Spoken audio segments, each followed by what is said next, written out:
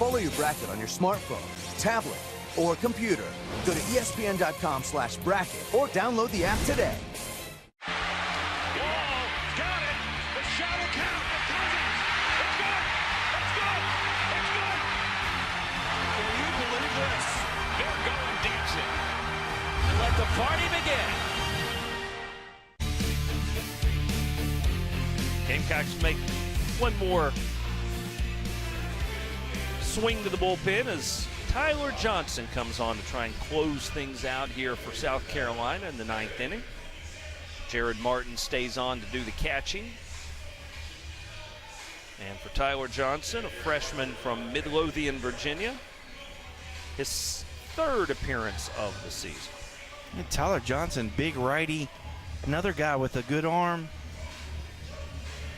Certainly talented arm. We saw Matt Vogel. I mean, you look at what Matt Vogel did last inning. My goodness, was filthy after the leadoff double to one of the nation's best hitters. He calmly collected himself and was able to strike out the next 3 he faced, which gives Coach Myers another guy to think about at the back end of that bullpen a little bit, which has been so good. And this guy here, Mr. Johnson, another guy who's got the ability to perform at a high level as well. Big kid, 6'2", 180 pounds. As we mentioned, only a freshman from Trinity Episcopal High School. His school won a state championship in the Virginia Independent Schools Athletic Association. He was considered the number 21 best high school prospect in the state of Virginia, according to Perfect Game USA. And defensively, Gamecocks shaking things up a little bit. We mentioned Jared Martin stays in to catch.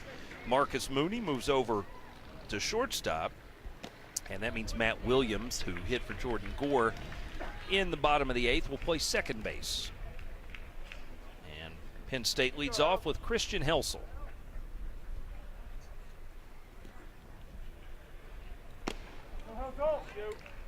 Count 1-1 to Helsel. He has 1 base hit and 3 trips tonight.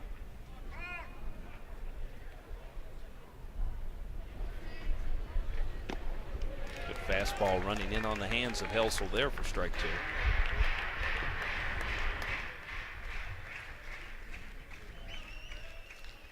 2. Nittany Lions and the Gamecocks had only played twice ever before this week. And that one happened so long ago, 1912, that there wasn't even any real seeming agreement on where that game was played. We believe it was here in Columbia, but it's a long time ago. Swing and a miss, good breaking ball there from Johnson. He collects the Gamecocks' 4th consecutive strikeout after Vogel got 3 in a row to end the 8th. Yes, very good 2-strike breaking ball. Gamecocks have struck out the side twice tonight, as Reed Scott did it in the 2nd inning, and it was Matthew Vogel doing it in the 8th. 1 gone, James Coates steps in. Coates has been on base a couple times tonight.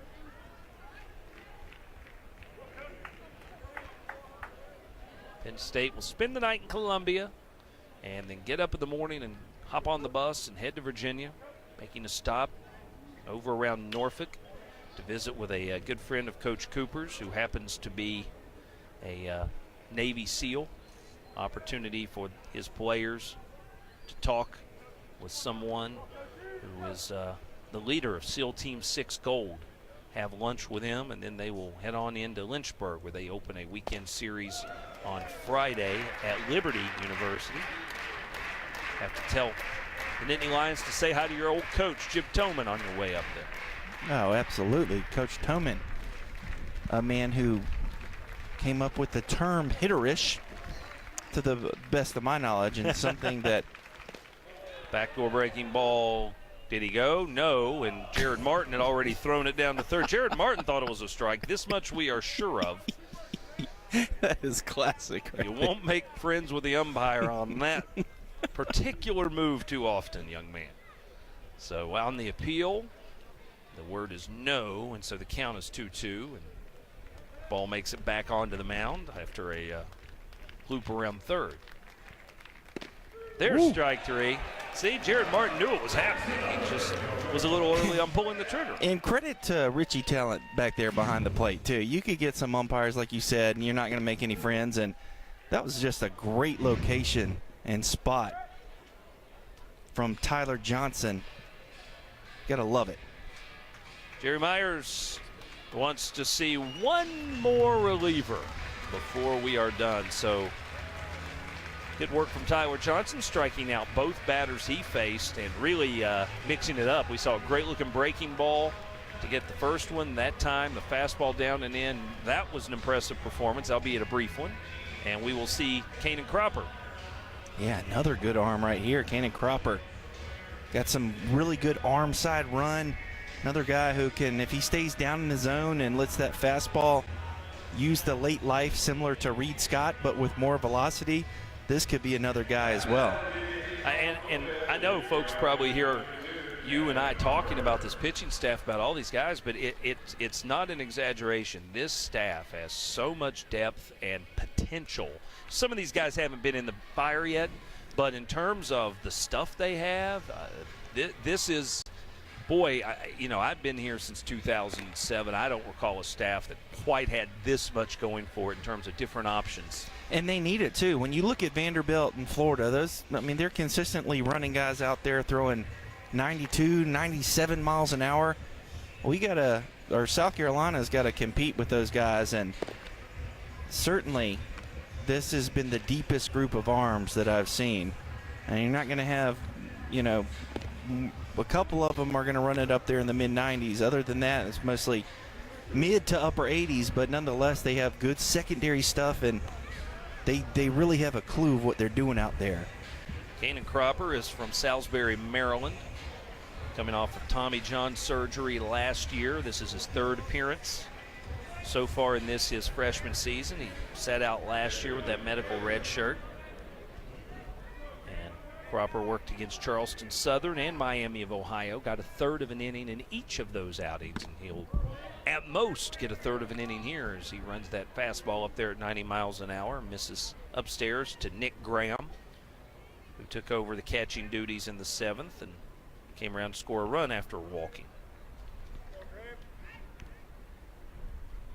1-0 on the fist, popped up behind the plate. Jared Martin coming back to the screen, and he will make the catch.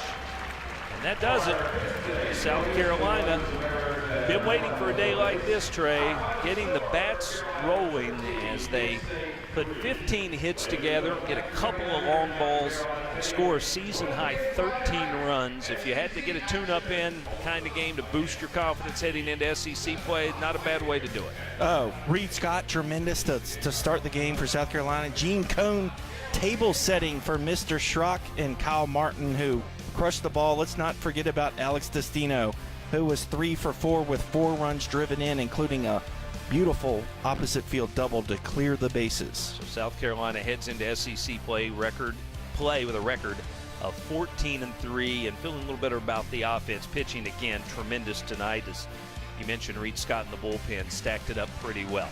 So that'll wrap things up for us. For Trey Dyson, the birthday boy, I'm Derek Scott saying so long from Carolina Stadium in Columbia. Final score is 13-3. To watch this entire game on replay as well as other games on our family of ESPN networks, log on to watchespn.com or download the Watch ESPN app. This has been a presentation of ESPN.